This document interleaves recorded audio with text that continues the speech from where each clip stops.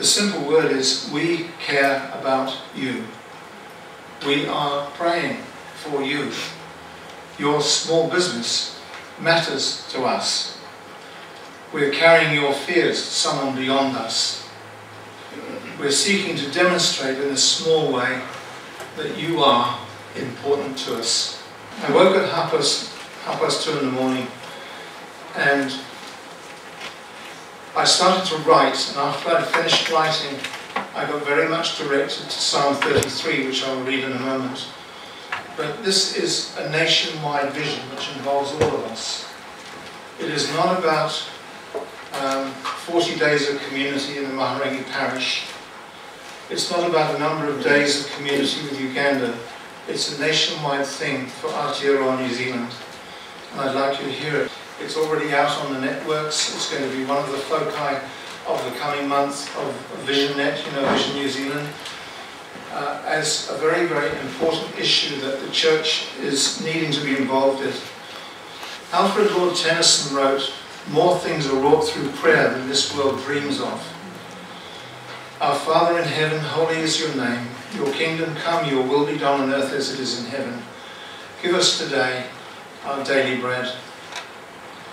25 years ago, our nation was gripped by the need to address a very severe financial crisis which had very far-reaching effects. I know the rights and wrongs of that are not really the issue here. Our concern was that over a lengthy period, large numbers of fellow New Zealanders were trapped in fear and desperation, where many realised it wasn't just a case of pull the belt in, put the head down and work your way out. The numbers were just too big. I'm referring, of course, to what happened 25 years ago. What was that, please? Rogernomics. 25 years ago. A supportive initiative in the Lower South Island began through a simple request from his wife for a visit to a struggling farmer who had basically come to the end of his rope, and the depth and anxiety of his need had been identified. A young minister just had come out of Knox College, much the same ways as Nick has just come out of the School of Ministry, and he was asked to go and visit this woman's husband because he wasn't doing terribly well. And it was one of those days where he said, "Go off, day off just has to go to the wall today." And he went to visit this house, and the woman was just on her way down to the shops, and she said, "My husband's in the den there, maybe you could just go and talk with him." And he sat down, this was John Poots, he sat down in front of him. Half an hour later, when the conversation had proceeded, the guy produced a loaded gun from across his lap.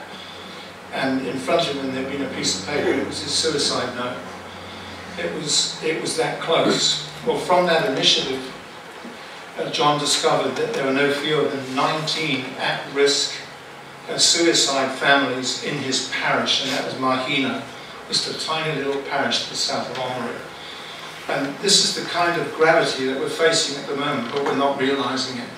This is what's going on in New Zealand at present.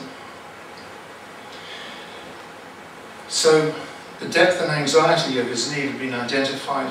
No fine details, no cash handouts, some bales of hay, yes, and some generous acts of kindness between people who decided that community matters.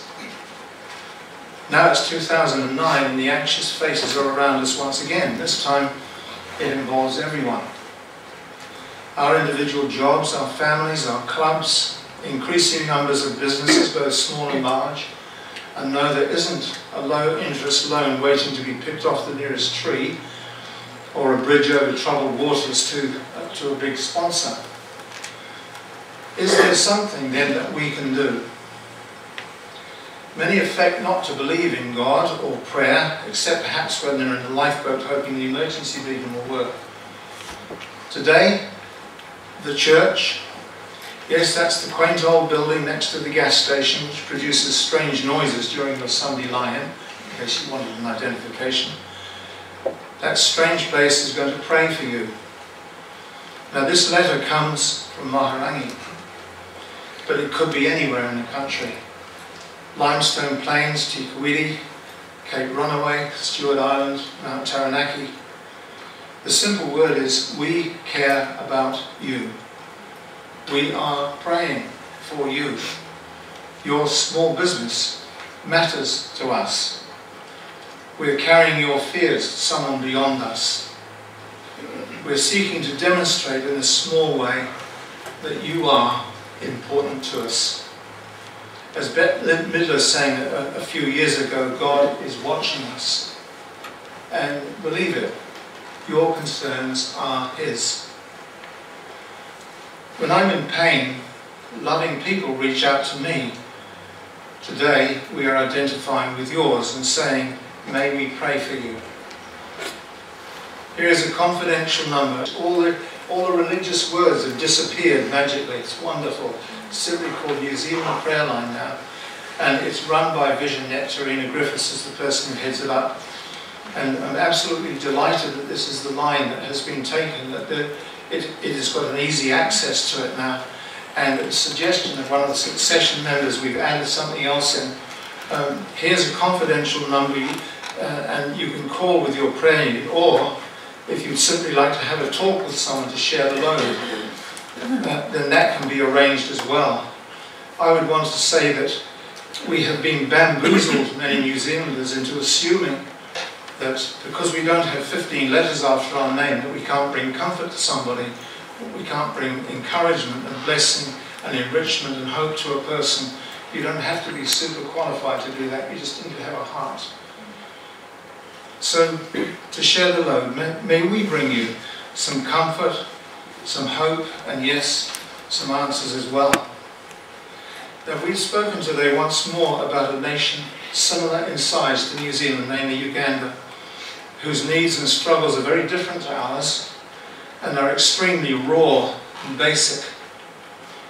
In their own way, their struggles are not really so different from ours. As soon as you remove one important word of description from and the description is this: God's sacrificial love. Their needs are just the same as ours. They need God's sacrificial love. So Maharangi matters. There used to be a magazine called that, didn't it? Community matters. Uganda matters. Each individual matters to God.